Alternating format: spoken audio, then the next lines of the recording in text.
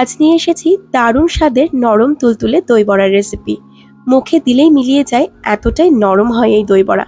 এই প্রচণ্ড গরমের দিনে সন্ধেবেলা যদি ঠান্ডা ঠান্ডা টক দই দিয়ে বানানো এক প্লেট দই বড়া হয়, তাহলে কিন্তু সবার মন খুশি হয়ে যায়।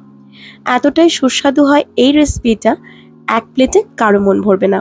একদম সহজ পদ্ধতিতে এই দই বড়াটা আজ আমি বানিয়ে দেখিয়েছি। আশা করি আপনাদের সবার ভীষণ ভালো লাগবে। নমস্কার বন্ধুরা, আমি সুপর্ণার হেসেলের আরও একটি নতুন রেসিপিতে আপনাদের সবাইকে জানাই অনেক অনেক স্বাগত।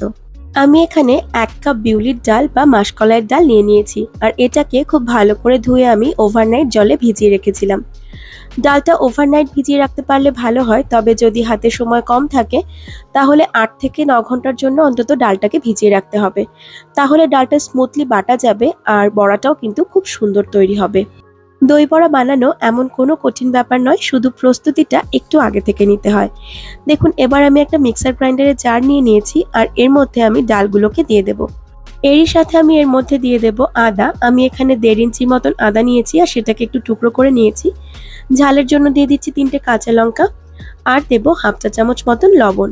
এবার এর মধ্যে 1/4 কাপ মতন জল দিয়ে এই ডালটাকে স্মুথভাবে বেটে নিতে হবে। অনেক বেশি জল কিন্তু এখানে অ্যাড করা যাবে না। এই ডালটা একটু আঠালোভাবেই বাটতে হবে, যেন অনেক বেশি পাতলা না হয়ে যায় ডাল বাটাটা, সেদিকে একটু খেয়াল রাখতে হবে। ডালটা ভীষণই আঠালো হয়, তাই মিক্সার গ্রাইন্ডারে ডালটা বাটার সময় একটু বন্ধ করে করে মিক্সারটা চালালে ভালো হয়।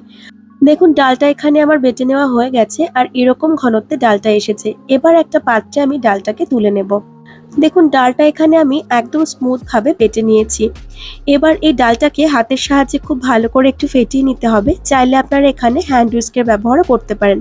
আজকে বড়াটা বানানোর জন্য আমি কোনো রকম সোডার ব্যবহার করছি না, তবে সোডা ছাড়াই কিন্তু বড়াটা ভীষণ ফ্লাফি তৈরি হবে। আমি এখানে দিয়ে দিচ্ছি 1 চা চামচ মৌরি, আর মৌরিটাকে আমি একটু ক্রাশ করে নিয়েছি। এই মৌরিটা দেওয়ার কারণে এই বড়ার ফ্লেভারটা কিন্তু ভীষণই ভালো আসে। এবার খুব ভালো করে হাতের সাহায্যে এই ডালটাকে ফেটিয়ে নিতে হবে। 4-5 মিনিট সময় ধরে খুব ভালো করে ফেটিয়ে নিলে দেখা যাবে যে ডাল বাটাটা আগের থেকে অনেকটা সাদা হয়ে এসেছে, আর অনেকটাই ফুলে গেছে। একটু হালকাও মনে হবে। 1 বাটি জল নিয়ে তার মধ্যে একটু ডালের ব্যাটার দিয়ে কিন্তু আপনারা সহজেই বুঝে নিতে পারবেন যে ডালটা ঠিকভাবে ফেটানো হলো কিনা। ডালটা জলের মধ্যে দেওয়ার সাথে সাথেই যদি ডালটা এভাবে ভেসে থাকে, তাহলে বুঝতে হবে ডালটা আমাদের পারফেক্টভাবে ফেটিয়ে নেওয়া হয়ে গেছে। ডাল বাটাটা যদি খুব ভালো করে ফেটিয়ে নেওয়া না হয়, তাহলে বড়াগুলো কিন্তু ভালোভাবে ফুলবে না, ভেতর থেকে শক্ত থেকে যাবে, আর সেই বড়া দিয়ে বানানো দই বড়া খেতে কিন্তু একটুও ভালো হবে না। নরম তুলতুলে দই বড়া বানানোর জন্য ডালটাকে অবশ্যই খুব ভালো করে হাতের সাহায্যে ফেটিয়ে নিতে হবে। একটা কড়াইতে আমি পর্যাপ্ত পরিমাণে রিফাইন তেল গরম করে নিয়েছি। এবার অল্প একটু ব্যাটার দিয়ে আমি দেখে নিচ্ছি যে তেলটা ঠিকঠাক গরম হলো কিনা। তেলটা আমার গরম হয়ে গেছে। এবার আমি অল্প অল্প করে ব্যাটার নিয়ে একটা একটা করে বড়া ছাড়তে থাকবো। বড়ার ব্যাটারটা তেলে দেওয়ার পরে হালকা একটু গরম হওয়ার পরে কিন্তু দেখা যায় এটা আস্তে আস্তে ফুলে একটু বড় হয়ে যায়, তাই অল্প অল্প করে ব্যাটার নিয়ে কিন্তু এখানে দিতে হবে। আর প্রত্যেকবার বড়া দেওয়ার পরে হাতটা একটু জলে ভিজিয়ে নিলে ভালোভাবে এই ব্যাটারটাকে দেওয়া যায়, কারণ এই ব্যাটারটা এতটাই আঠালো হয় যে হাতের সাথে লেগে লেগে আসে। এতে করে বড়ার শেপগুলো ভালো হয় না। হালকা একটু জলে হাতটাকে ভিজিয়ে নিলে বড়ার শেপগুলো ভালো হয়, আর এগুলো ভাজবার পর গোল গোল হয়ে যায়, দেখতে ভালো লাগে।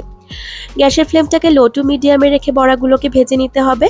গ্যাসের ফ্লেমটাকে হাইতে রেখে বড়া ভাজলে বড়ার ওপরটা খুব তাড়াতাড়ি রং ধরে যাবে, আর ভেতর থেকে নরম থেকে যাবে। বড়াগুলো এরকম গোল্ডেন করে ভাজা হয়ে গেলে আমি তুলে নেব আর একটা পাত্রে রেখে দেব। আর একই রকম ভাবে বাকি বড়াগুলোকেও এখানে আমি ভেজে নেব।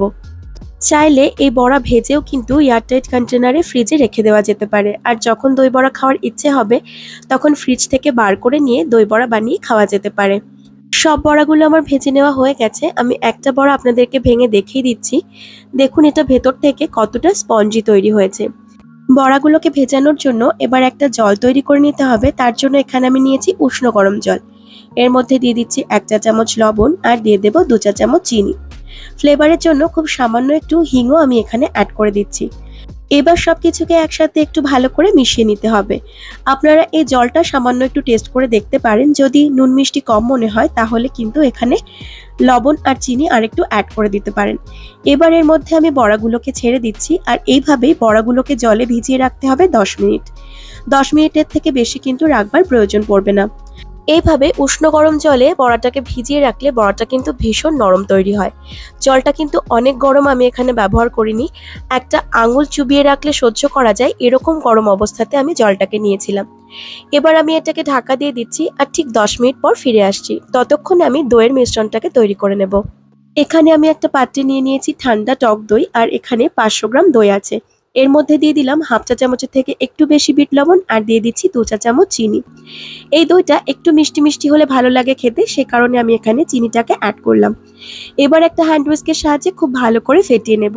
ফেটিয়ে নেওয়ার পর কিন্তু দইটা অনেকটাই পাতলা হয়ে যায়, তাই আমি আলাদা করে আর জল অ্যাড করলাম না। তবে আপনারা যদি একটু পাতলা দই খেতে পছন্দ করেন সামান্য একটু জল অ্যাড করবেন, বেশি জল কিন্তু অ্যাড করবেন না, তাহলে দইয়ের স্বাদটা নষ্ট হয়ে যাবে। দইটাকে আমার খুব ভালোভাবে ফেটিয়ে নেওয়া হয়ে গেছে, এটাকে আমি একটু সরিয়ে রাখলাম। আর দই বড়াতে দেওয়ার জন্য আমি নিয়েছি 2 রকমের চাটনি।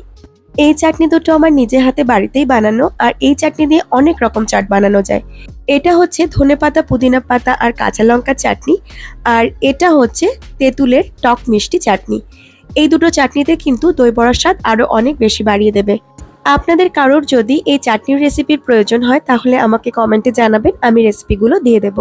দেখুন জলে ভেজানোর পর দই বড়াগুলো ফুলে আরো বড় হয়ে গেছে। আমি হালকা হাতে একটু চেপে জলগুলোকে ফেলে দিচ্ছি। আর আবারও যদি এই বড়াটাকে আমি জলের মধ্যে দিয়ে দিই তাহলে স্পঞ্জের মতন ফুলে আগের শেপ নিয়ে নেবে, এতটাই স্পঞ্জি হয়েছে এই বড়াগুলো। এই দেখুন বড়াটা আবারও আগের শেপে চলে এসেছে। খুব হালকা হাতে বড়াগুলোকে চেপে জল একটু ফেলে দিতে হবে আর তারপর এগুলোকে একটা প্লেটে সাজিয়ে নিতে হবে। অনেক বেশি চেপে চেপে জল ফেলার দরকার নেই। আর 10 মিনিটের বেশি কিন্তু কখনোই বড়াটাকে ভিজিয়ে রাখবেন না, তাহলে অনেক বেশি নরম হয়ে যাবে, সেটা খেতে ভালো লাগবে না। আমার এই পদ্ধতিতে দই বড়াটা একবার অন্তত বানিয়ে দেখবেন, ভীষণ সুস্বাদু হয় খেতে। আর বাজারের দই বড়ার থেকে অনেক বেশি স্বাস্থ্যকর হয় বাড়িতে বানানো দই বড়া। দেখুন বড়াগুলোকে আমি একটা প্লেটে সাজিয়ে নিয়েছি আর ওপর থেকে দিয়ে দিচ্ছি বেশ খানিকটা করে দই। যেহেতু দই বড়া তাই দইয়ের পরিমাণটা একটু বেশি তো দিতেই হবে। আর এই দইটা কিন্তু একদম ঠান্ডা অবস্থাতেই আছে। এই দই বড়া আপনারা ইভিনিং স্ন্যাক্সে যেমন খেতে পারেন সেরকম কিন্তু চাইলে ডিনারেও সার্ভ করতে পারেন। এবার ওপর থেকে দিয়ে দিচ্ছি একটু একটু করে গ্রিন চাটনি। এই চাটনি কিন্তু অনেকাংশেই দই বড়ার টেস্টটাকে বাড়িয়ে দেয়, তাই চাটনির স্বাদটা ভালো হওয়াটাও জরুরি। আমি এখানে অল্প অল্প করে গ্রিন চাটনি দিচ্ছি, আপনারা আপনাদের পছন্দ মতন চাটনির পরিমাণটা কম বেশি করে নিতে পারেন। আমার এই গ্রিন চাটনির থেকে টক মিষ্টি এই তেঁতুলের চাটনিটা বেশি ভালো লাগে, তাই আমি তেঁতুলের চাটনিটা এখানে একটু বেশি ব্যবহার করছি। আপনারা আপনাদের পছন্দ মতন এই দই বড়াটাকে সাজিয়ে সার্ভ করতে পারেন। গরমের দিনে ঠান্ডা ঠান্ডা দই বড়া কিন্তু খেতে দারুণ লাগে, তাই চাইলে প্লেটটাকে রেডি করার পর এটাকে ফ্রিজে একটু ঠান্ডা হওয়ার জন্য রেখে দিতে পারেন। আর যদি ফ্রিজে রাখতে না চান সেক্ষেত্রে দইটা কিন্তু অবশ্যই ঠান্ডা ব্যবহার করবেন। আমি ওপর থেকে একটু ভুজিয়া ছড়িয়ে দিচ্ছি, এটাও কিন্তু আপনারা আপনাদের পছন্দ মতন কম বেশি ব্যবহার করতে পারেন। তারপর আমি ওপর থেকে একটু স্প্রিঙ্কেল করে দেব চাট মশলা আর দিয়ে দেবো একটু শুকনো লঙ্কার গুঁড়ো। লঙ্কা গুঁড়োতে হালকা একটু ঝাল ঝাল ভাব আনবে, আর তাছাড়া এই দই বড়া প্লেটটা দেখতেও কিন্তু অনেক বেশি সুন্দর লাগবে। তৈরি হয়ে গেল আমাদের ভীষণই সুস্বাদু তুলোর মতন নরম তুলতুলে দই বড়া, যেটাই গরমের দিনে প্রচন্ড তৃপ্তি দেবে। দেখুন কতটা সফট হয়েছে এই দই বড়াটা, আমি আপনাদেরকে কেটেও দেখিয়ে দিচ্ছি। চটপটা স্বাদের এই দই বড়াটা কিন্তু মুখে দিলেই মিলিয়ে যাবে। এরকম এক প্লেট দই বড়াতে কারোর মন ভরবে না, এটা আমি গ্যারান্টি দিয়ে বলতে পারি। কেমন লাগলো আমার আজকের রেসিপি জানাতে ভুলবেন না, ভালো লাগলে অবশ্যই একটা লাইক করে দেবেন।